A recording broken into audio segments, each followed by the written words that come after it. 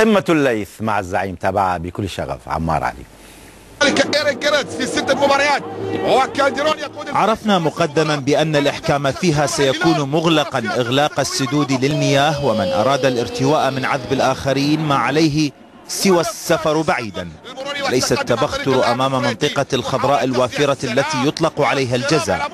الشباب حاول أولا ولحق به الهلال على ذات الطريقة التي تسمى القصف من خارج القواعد، ولعلنا شهدنا خرقا أو اثنين من جهة الزعيم بعدما حاول بهما الأشقر بمرة والقحطاني بالثانية، لكن النجاح لم يكتب لهما، وكتب وقتها للمدافع المتقدم ماجد المرشدي الذي أجاد برأسه ما لم تصنعه الأقدام قبله، لكن ارتقاءه كان علة فلم تغفره الصافرة بعدما جاء متكئا على أحد المدافعين.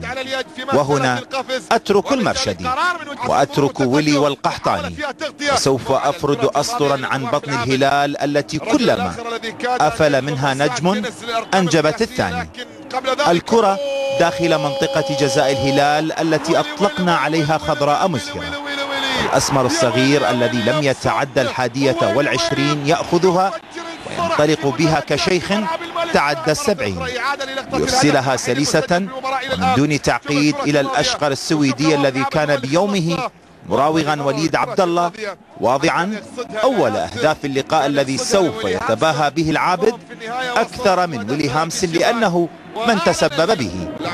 وإذا نشدتم الأوزان والقوافي فلكم هذه التي كونها السويدي ويلي وختمها أحمد علي، يكون نجم اللقاء الأوحد هذا المحترف بإحرازه هدفا وصناعته للثاني، والهلال يستمر بدون خسارة على مدار الدوري حتى أن تقرب الشباب من التعادل بعدما وضع المدافع البرازيلي تافاريز هدف تقليص الفارق، لكن فريقه لم يتمكن من تسجيل البصمة الثانية، والنقاط الثلاث بمعية المتصدر كالعادة. عمار علي، صدى الملعب.